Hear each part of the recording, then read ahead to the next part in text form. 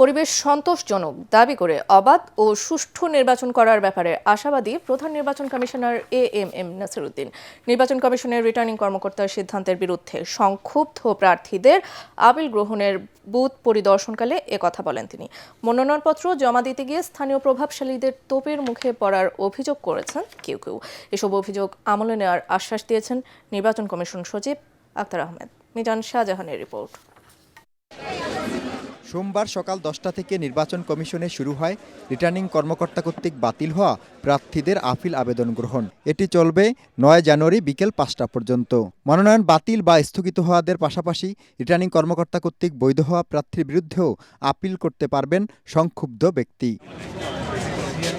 প্রধান নির্বাচন কমিশনার সহ 4 কমিশনারের উপস্থিতিতে 10 জানুয়ারি থেকে 18 জানুয়ারি পর্যন্ত আপিল শুনানি অনুষ্ঠিত হবে। সেখানে আরও উপস্থিত থাকবেন সংশ্লিষ্ট রিটার্নিং কর্মকর্তা বা তার প্রতিনিধি। ইসির রায়ে সংক্ষুব্ধ হলে আপিল করা যাবে হাইকোর্টে। It will all be over ইনশাআল্লাহ। আমরা এখনো কনভিন্সড যে আমরা একদম একটা ফেয়ার এন্ড ক্রেডিবল ইলেকশন ইনশাআল্লাহ দিতে পারব। আপিল জমা দেওয়ার জন্য সারা দেশকে 10টি অঞ্চলে ভাগ করে আলাদা বুথ বসানো হয়েছে। এগুলো হলো ঢাকা, চট্টগ্রাম, রাজশাহী, রংপুর, খুলনা, বরিশাল, সিলেট, ফরিদপুর, কুমিল্লা ও ময়মনসিংহ।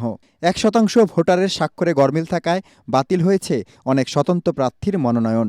এই যে 1% মোট ভোটারের স্বাক্ষর দিতে হবে, এটা একটা স্বৈরাচারী চিন্তাভাবনা। 10 জনের মধ্যে ওনারা 7 জনকে পেয়েছেন, বাকি 3 জনকে ওনারা পাননি। এইটার কারণে আমাদেরকে এই নমিনেশন বাতিল করেছে। বিকেল 3টার দিকে রাজশাহী বুথে আসেন আলোচিত ইউটিউবার হিরো আলম। নির্ধারিত সময়ের 2 মিনিট পর যাওয়ায় তার মনোনয়ন জমা নেননি রিটার্নিং কর্মকর্তা। নির্বাচন কমিশন এখানে থেকে বলতেছে এখানে তাদের কোনো হাত নেই, এটা পুরোটাই আমাকে কোর্টে আগে সাবমিট করতে হবে। আমি যেহেতু জমা দিতে পারিনি। হামলার শিকার হওয়ার অভিযোগ আছে রাজবাড়ী 2 আসনে মনোনয়ন বাতিল হওয়া স্বতন্ত্র প্রার্থী সোহেল মোল্লার। It's a total failure, complete failure. এই ইলেকশন কমিশনের অধীনে কোনো নির্বাচন সুষ্ঠু হওয়া সম্ভব না বলে আমি মনে করি। কোনো প্রার্থী মনোনয়ন জমা দেওয়ার সময় বাধা বা হামলার শিকার হয়ে থাকলে তাও শুনানিতে আমলে নেওয়া হবে বলে জানিয়েছেন নির্বাচন কমিশন সচিব আক্তার আহমেদ। বিভিন্ন কারণে বিভিন্ন মানুষ সংক্ষুব্ধ হতে পারে, সে সংক্ষুব্ধের কারণটা তো ওনারা এখানে উল্লেখ করেই আপিল করবেন, সেটা পর্যালোচনা করা হবে। বাছাইয়ে মনোনয়ন বাতিল হওয়া হেভিওয়েট নেতাদের মধ্যে আছেন বগুড়ায় মাহমুদুর রহমান মান্না, চট্টগ্রামে ব্যারিস্টার আনিসুল ইসলাম মাহমুদ, কক্সবাজারে হামিদুর রহমান আজাদ, বরিশালে সর্দার শারফুদ্দিন আহমেদ শান্টু ও ঢাকায় ডাক্তার তাসনিম জারা। তাদের মধ্যে তাসনিম জারা আপিল করে বলেন, প্রার্থিতা ফিরে পেতে শেষ সময় পর্যন্ত আইনি লড়াই চালিয়ে যাবেন তিনি।